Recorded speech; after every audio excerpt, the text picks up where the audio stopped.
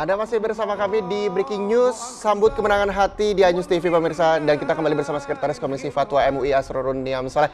Pak Asrorun, berbicara tentang besok kita sudah melaksanakan sholat Idul Fitri. Sebenarnya ketentuan seperti apa sih masyarakat Muslim merayakan kemenangan dan melakukan sholat Idul Fitri? Ya, sholat Idul Fitri adalah sholat yang disunnahkan, tetapi derajat sunnahnya adalah sunnah muakkadah, sunnah yang sangat dianjurkan. Kepada siapa? Kepada seluruh umat Islam, baik yang tua, yang muda, termasuk juga yang anak-anak, agar bisa diajak serta. Pun juga orang yang berhalangan melaksanakan sholat seperti wanita haid. Untuk kepentingan apa? Kepentingan syiarnya. Kemudian ada beberapa yang disunahkan, diawali dengan mandi, sebagaimana juga mandi Jumat ya, itu sunnah. Kemudian pakai wewangian, pakai bagian baju yang terbaik. Nah, kalau sholat Idul Fitri disunahkan juga makan atau sekedar sarapan sebagai tanda bahwa dia tidak berpuasa, karena besok itu haram untuk berpuasa, kita tidak diperkenankan. Setelah itu kita secara tenang pergi ke masjid atau ke tempat sholat, kita mengikuti pelaksanaan sholat Idul Fitri. Nah, setelah itu nggak boleh langsung bubar, kita dengarkan khutbah. Nah, pesan-pesan keagamaan yang disampaikan oleh khatib sebagai salah satu ikhtiar untuk meningkatkan keimanan kita. Setelah itu kita pulang, kita kalau bisa jalan yang berbeda dari yang kita berangkat, itu kepentingan sunnahnya.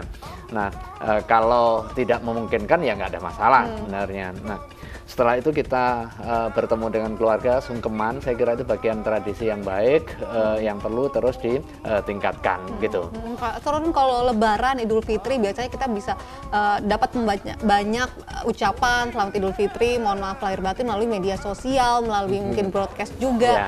Tapi hukumnya seperti apa sih bersilaturahmi melalui media sosial? Ya, media sosial itu sebagai buah dari perkembangan teknologi informasi. Teknologi informasi itu bisa kita manfaatkan untuk kepentingan kebaikan. Salah satu manfaatnya adalah kepentingan silaturahim. Tapi boleh nggak? Ya, apakah makanya, harus bertemu bertatap langsung? Boleh nggak? Boleh. Ini kan bagian dari penyampaian pesan.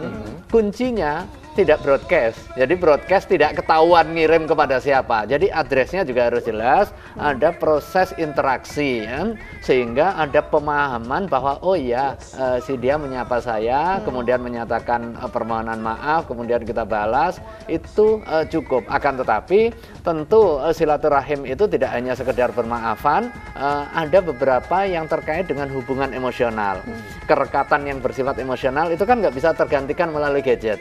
Nah, disitulah pentingnya tradisi mudik itu tetap muncul, itu bagian dari kepentingan untuk membangun relasi yang bersifat emosional itu, dan itu sah-sah dan baik-baik gitu kan.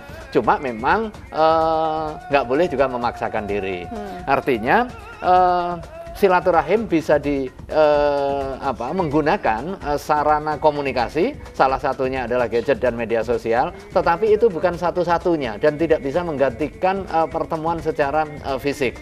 Kita sungkem kepada orang tua, tentu di situ ada persoalan emosi, ya kan, persoalan sensitivitas emosional yang terbangun ketika kita bertemu dengan orang tua, rasa takzim, kemudian kangen atau hanana, hubungan kasih sayang antara orang tua dengan anak itu akan muncul.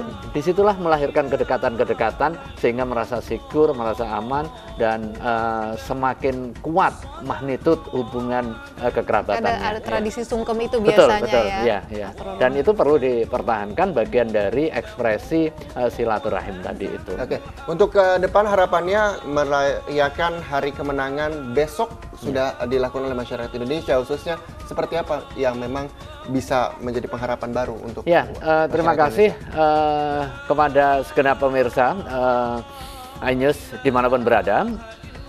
Selamat Idul Fitri 1438 Hijriah. Mari kita jadikan momentum Idul Fitri 1438 Hijriah itu untuk merekatkan tali kekerabatan, menguatkan sendi-sendi kehidupan keluarga di dalam rumah tangga kita, keluarga hingga derajat ketiga, kakek, nenek, yang bisa jadi di tengah kesibukan kita tidak sempat menyapa dan juga bertemu.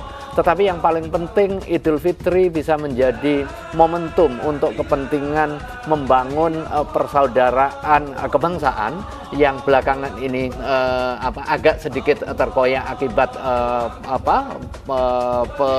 polarisasi masalah politik, masalah sosial dan lain sebagainya.